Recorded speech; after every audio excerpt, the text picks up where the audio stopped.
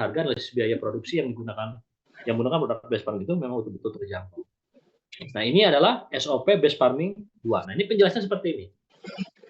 SOP base farming 2 ini untuk komoditas tanaman pangan, palawija, horti, dan kehutanan. Nah, ini bisa diaplikasikan untuk setiap komoditas-komoditas tanaman yang memang betul-betul disebut kategori tanaman semusim dulu ya, yang diaplikasikan ke daun ya, atau tanaman yang berumur pendek. Nah, di sini ada masa pratanam. Masa pratanam itu ada aplikasi apa saja, mulai dari land clearing, penyingkalan ya, tanah itu disingkal, dibajak, kemudian ditabur karbon organik, ditabur dolomit ya, kemudian dirotari, diratakan, kemudian setelah itu dileler, kalau sawah ya diratakan, kemudian siap tanam. Nah, setelah siap tanam itulah muncul atau aplikasi pratanam tadi ya. Jadi aplikasi pratanam itu setelah tanah itu siap tanam, maka aplikasikan ini. Yang pertama 18 gram eco farming. Nah, karena kebutuhan kita adalah 10 tub eco farming, jadi 10 tub itu kalau dikali 30 gram itu sekitarnya 300 gram. 300 gram ini diaplikasikan ke tanah yang dibutuhkan 6 tub saja. Maka 6 tub eco farming dikali 30 gram itu 180 gram. 180 gram langsung dibagi 10 tangki. Cara ngitungnya gitu, cara mudahnya ya. Jadi dosis bobot per volume untuk satu tangki untuk luasan 1000 meter itu adalah 18 gram eco farming. Dari mana hitungannya? Dari 6 tub eco farming dikali 30 gram, 180 gram dibagi 10 tangki. Maka didapatkan 18 gram eco farming untuk satu tangki atau luasan 1000 meter persegi.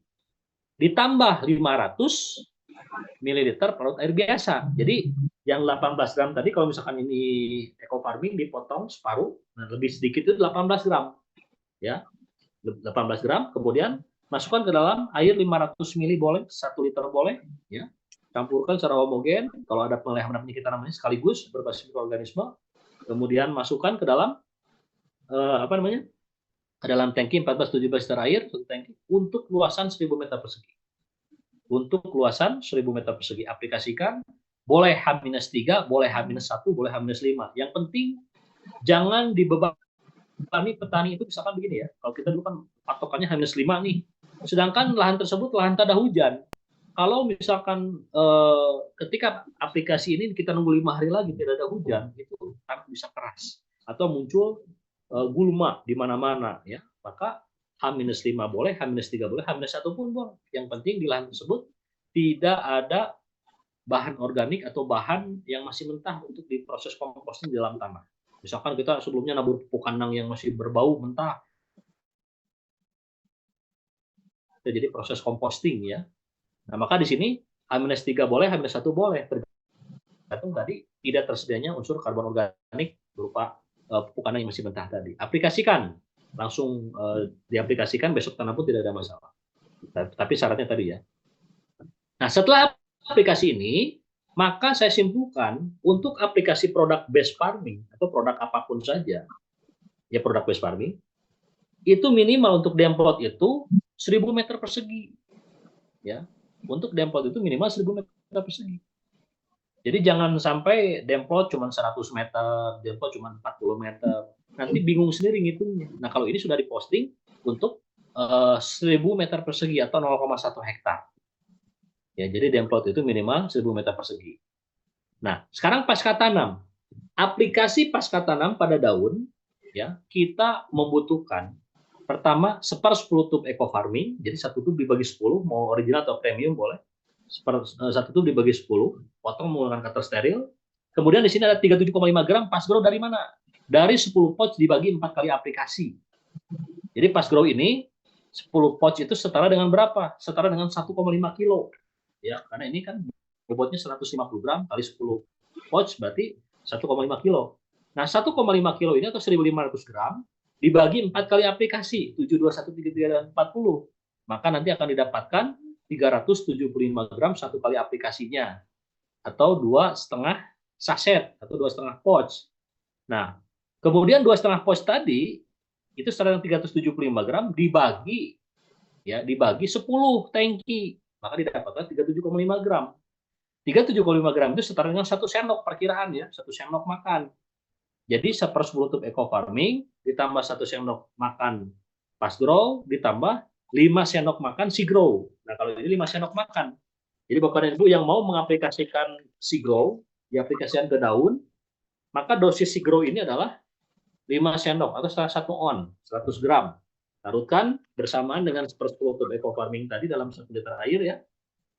Tambah 1 sendok pas grow, tambah 5 sendok si grow, kocok secara homogen. Kalau ada penyakit berbasis mikroorganismenya boleh satukan semua.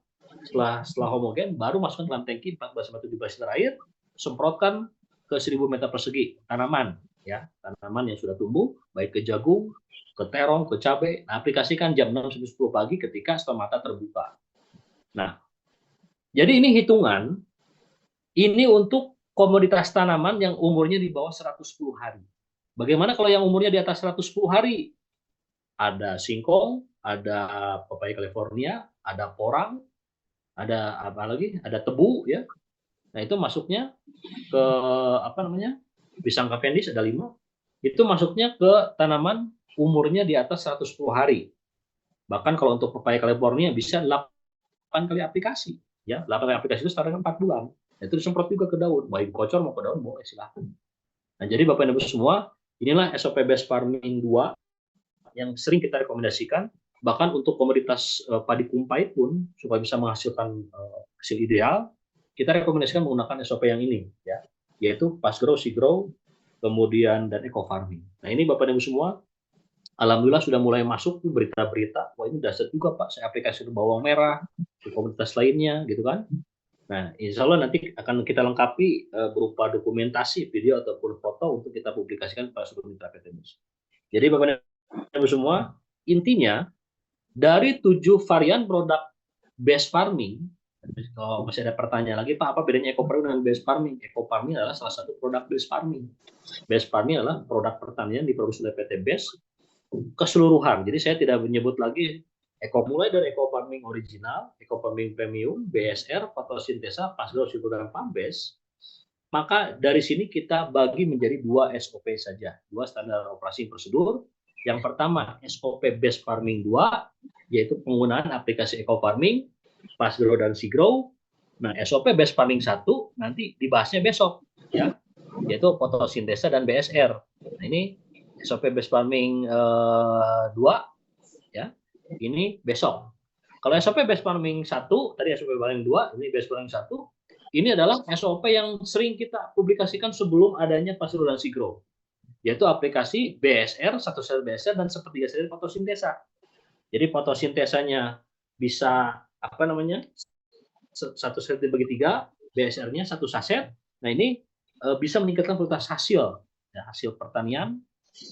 Sudah terbukti ditanam cabai merah ditanam di Bogor pun bisa tembus 21,75 ton. Jadi penggabungannya inilah 1 saset BSR tambah sepertiga sel fotosintesa, kemudian eco farming-nya digunakan hanya di masa pratanam saja. Nah, kemudian BSR-nya 4 box untuk yang di bawah 110 hari, umur di bawah 110 hari itu ada padi, jagung, terong dan lain-lain ya. Kalau cabai merah jauh lebih umurnya jauh lebih panjang, maka aplikasinya tidak cukup 4 kali ya. Nah, jadi Bapak Ibu semua, inilah gambaran tentang SOP, standar operasi prosedur, dari 7 produk yang ada di luar PAMBES, karena PAMBES ini kan dia aplikasinya tunggal, tidak boleh dicampur adukan dengan yang lain, karena khusus untuk kelapa sawit. Nah, maka kombinasi berbagai macam produk best farming ini, tapi kita batasi tidak semuanya sendiri harus mengkombinasikan ya. Jadi silahkan pilih nanti, mau mengarah pada SOP Best Farming 2K, yaitu kombinasi Eco Farming, Fast-Grow, dan Si-Grow, atau SOP Best Farming 1, ya, yaitu kombinasi antara Eco Farming, BSR, Best Solution, dan fotosintesa. Jadi BSR juga itu bisa untuk diaplikasikan secara dilarutkan, ya, dilarutkan dan disemprotkan ke daun, yaitu kombinasi dengan seperti hasil fotosintesa. Itu pun alhamdulillah sudah banyak yang berhasil. Nah, maka sekarang saya mengimbangi SOP yang kita rekomendasikan ini selanjutnya diberikan pilihan kepada para mitra PT BES. Jadi dari edukasi yang kita berikan ini supaya tidak terjadi lagi campur menyampur semuanya sendiri aja tidak sesuai harapan. Karena tetap dari kajian yang kita berikan ini adalah berdasarkan kajian-kajian ilmiah juga, observasi yang kita adakan, dan kita hitung kebutuhan biaya karena produksi yang digunakan, dan lebih mengedepankan efisiensi biaya. Jadi tujuan digabungkan, dikombinasikannya produk based farming ini, baik based farming 1, based farming 2, ya. Yang pertama adalah untuk memenuhi kebutuhan nutrisi ideal setiap komunitas tanaman. Itu yang pertama. Yang kedua pun untuk mengedepankan efisiensi biaya. Supaya kita tidak lagi membeli pupuk dari luar. Nah, lebih baik menggunakan produk-produk based farming. Baik, Bapak Ibu semua,